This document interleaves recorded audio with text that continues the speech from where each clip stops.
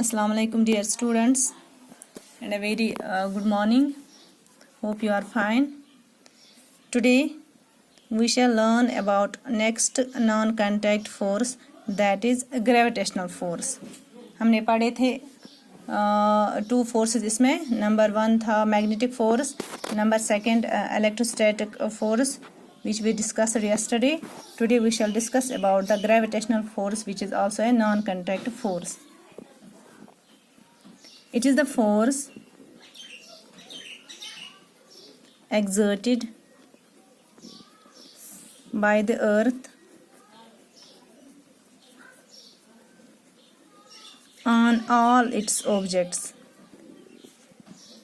All objects on it, on all its objects. Here we can say it is the attractive force. Attractive attraction क्या गई, repulsion क्या गई. Attractive force, ये attract करा because क्या है attractive force ना, because it tries to pull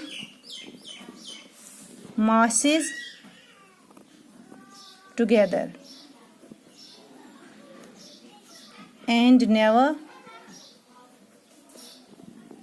pushes them apart.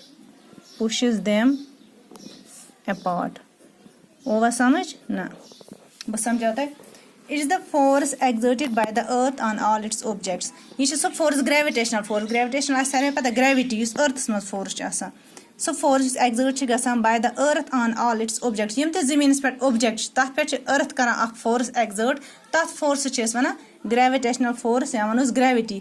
यह को इस आत वनित attractive force. क्या है attractive force? Attractive को इसे पांच कुन खींचा because it tries to pull masses together. इसे pull करने की कोशिश करा. Pull गो लमन, push गो दक दुन, and never pushes them apart. Example one बो, अगर इस अख बाल दिमोन दरित, तुझ क्रिकेट ऐसे ती सारी गिना बाल च तोला दिमाग दरित या हेर दिमो इस बाल दरित, पांच वुच ती पानी थी हुए हेर दिमो बाल कोई height टाइम वाचे तिम पात पे से पानी वसत, है ना?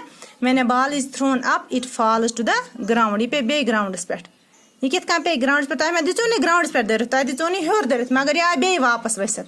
आचेस वना ग्रेविटेशनल पुल या ग्रेविटी. तिकेज ज़मीन में अख ताकत अख फोर्स अख तथ फोर्स चेस वना ग्रेविटी या सुई वनो इस ग्रेविटेशनल फोर्स युस अथ लमा छ पानस कुन तिम न्यू ज़मीन पानस कुन. या तुम वो अंबर पेवान कुजो पे वसित अंबर डोन बाकी चीज़ यम ते कह चीज़ कह हेर त्रावन बोन सह पाने पेवान बोन. या अगर तुम त्रो नलक यल टैप गो नलक आब नलक त्रोन यल युथी आब तथ नीर नेबर सह खसा हेर किन बोन सह वस सोदे बोन. क्या ज़मीन मज फोर्स ओतान पोर तथ वन ग्रेविटेशनल फोर्स सह अत कर पुल पानस कुन. The water from a tap always flows downwards because of the gravitational force. तो ये पान ते अत कहाँ ते एग्जाम्पल डेली एक्टिविटी अगर विचार चे कहाँ ते तलो कहाँ चीज़ ये पेन त्रो में एल ये पेन त्रो में एल ये पे पाने पत्थर क्या पे पत्थर तिकेज इस अर्थस मज अक फोर्स ग्रेविटेशनल फोर्स सह अत पानस कुन खेचा. गो ये नॉन कंटैक्ट फोर्स. क्या नॉन कंटैक्ट फोर्स तिकेज ऑब्जेक्ट सह अर्थस सत टच करा कह एज पर गोडनेथ कंटैक्ट फोर्स गए तम फोर्स टच कर जो चीज टच कर तमन मज फोर्स गस एक्सर्ट सह गो कंटैक्ट फोर्स. वो ये दोन चीजन पानवी टच गस कह दोन बॉडीजन पानवी टच गस कह अगर तमन पे कर तम सात फोर्स गस एक्सर्ट तथ फोर्स वना नॉन कंटैक्ट फोर्स. ये ग्रेविटेशनल फोर्स ते नॉन कंटैक्ट फोर्स. तिकेज अगर कुल खड़ा अत पे अंबर या टंग कुल गिलास ٲर țनन कह ते कुल यह खड़ा अत पे यपर फ्रूट्स मन युथी फ्रूट पे गस यल नम नश यह पे वसित. यह अर्थस टच कर अम सात कि मगर यह पे तोत वसित तिकेज अर्थस मज पुल फोर्स ग्रेविटेशनल फोर्स युस अत पुल कर पानस कुन. यम सात यह द्रा नमज यह पे वसित अत वो non contact force. This is all about non contact force. अत मज पे त्रे फोर्स. गोडनिक पोर मैग्नेटिक फोर्स सह नॉन कंटैक्ट फोर्स.